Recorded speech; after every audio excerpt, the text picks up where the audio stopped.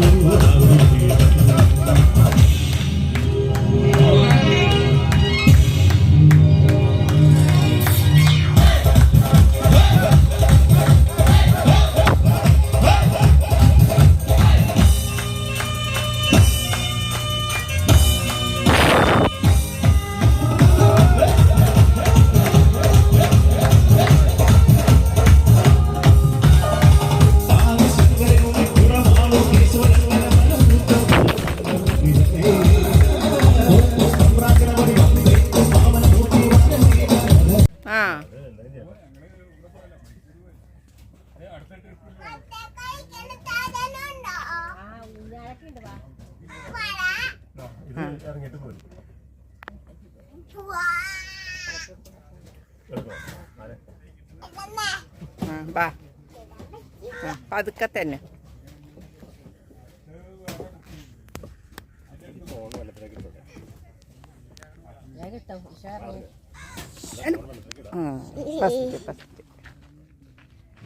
നല്ലൊരു പ്രധാനമന്ത്രി ഇല്ല.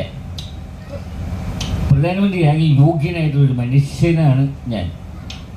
എന്നോട്ട് ഒരാക്കണമില്ല. ഞാൻ ഇലക്ഷനൊന്നും വേണം, ഞാൻ നേരിട്ടങ്ങാണ് പ്രധാനമന്ത്രി ആയിക്കൊള്ളാന്ന് പറഞ്ഞു.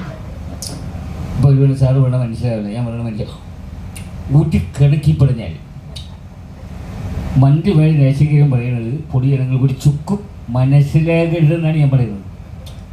ഇപ്പം തന്നെ സകല പ്രശ്നങ്ങളും ഒരു ചുക്കും മനസ്സിലാവും. ഇപ്പം എൻ്റെ കാര്യം വരുമ്പോൾ ഏറ്റവും മനസ്സിലായി മനസ്സിലാവും.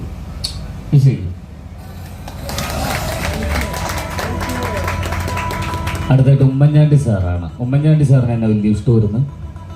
അദ്ദേഹത്തെ കൂടുതലും പൊളിറ്റിക്കൽ സൈഡിൽ ഏഷ്യാനെറ്റ് കുറച്ച് കോമഡികളൊക്കെ എഴുതിയ ഞാനാണ്. അദ്ദേഹത്തിൻ്റെ മകൻ ഒരു ദിവസം വന്നപ്പോൾ ഞാൻ ചോദിച്ചു, നിങ്ങളുടെ അപ്പൻ എന്തെങ്കിലും പ്രശ്നമുണ്ടോ? എൻ്റെ അപ്പന് ഭയങ്കര ഇഷ്ടമാണ് അദ്ദേഹത്തെ കളി. ഞങ്ങൾ ഒന്നിച്ചിരുന്നാണ് സിനിമയിലാണ്. ആ ഉമ്മൻചാണ്ടിയുടെ വേഷമൊക്കെ കിടക്കുക കളമശ്ശേരി എന്ന് പറയുന്ന ആർട്ടിസ്റ്റ്.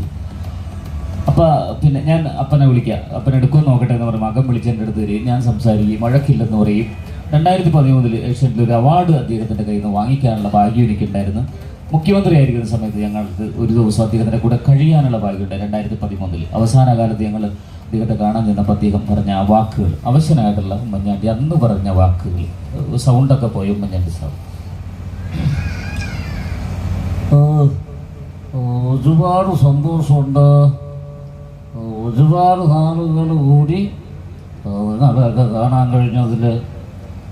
പണ്ട് പലരും പറയുമായിരുന്നു നിങ്ങൾക്കെതിരെ കേസ് കൊടുക്കാനും മറ്റും. അന്ന് ഞാൻ അവരോട് പറഞ്ഞത് സമൂഹത്തിന് വേണ്ട കലാകാരന്മാരാണ് നിങ്ങളൊക്കെ എന്നാണ്. എനിക്ക് ആരോടും വഴക്കൊന്നുമില്ല. എന്നെ കാണാമെന്നല്ല. ദൈവം അനുഗ്രഹിക്കട്ടെ എല്ലാവരെയും.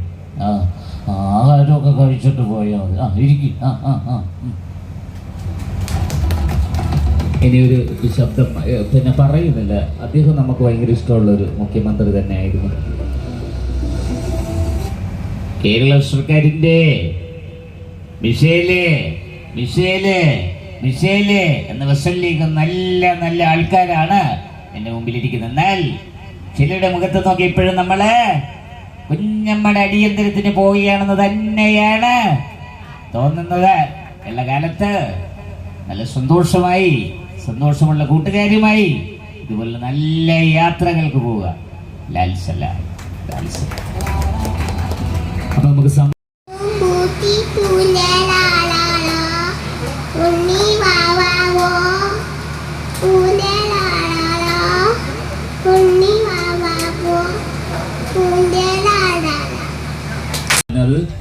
ചെമ്പ ചെമ്പാക്കി മാറ്റിയെടുത്ത് അല്ലേ, ചെമ്പൂവ് എന്നാണ് അതിന്റെ ശരിക്കും യഥാർത്ഥ പേര്, ചെമ്പ് എന്ന് പറയുന്നത്.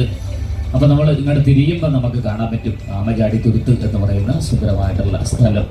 ആ കാണുന്നതാണ് നമ്മൾ പോകുന്ന സ്ഥലം, ക്യാൻറ്റീൻ. നമ്മുടെ ആ സുന്ദരമായിട്ട് സ്ഥലത്തേക്കാണ് നമ്മൾ ഒരു ക്യാൻറ്റീൻ ഓടുമെന്നത് കാണാൻ പറ്റുന്ന ദൂരയില്.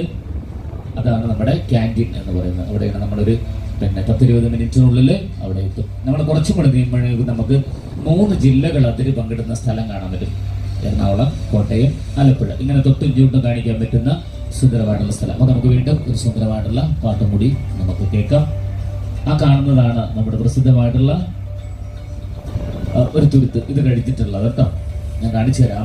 ആമചാടി തുരുത്ത് എന്ന് പറയാൻ കാരണം ഒരുപാട് നൂറ്റാണ്ടുകൾക്ക് മുമ്പ് അവിടെ ആരും താമസിച്ചിരുന്നില്ല. അപ്പൊ ആമനെ മനസ്സിലായില്ലേ? മനസ്സിലായി? നിങ്ങളെന്താ പറയണേന്ന് അറിയില്ല. ഇത് ലക്ഷക്കണക്കിന് ആമ തുരുത്തിലേക്ക് കയറി ഒരു മൺസൂൺ കാലത്ത് ജൂൺ മാസത്തിൽ കുഞ്ഞുങ്ങളുമായിട്ട്, ലക്ഷക്കണക്കിന് കുഞ്ഞുങ്ങളുമായിട്ട് ഒരു ചാടുന്ന ഒരു പ്രതിഭാസം ഉണ്ടായിരുന്നു വെള്ളത്തിലോട്ട്.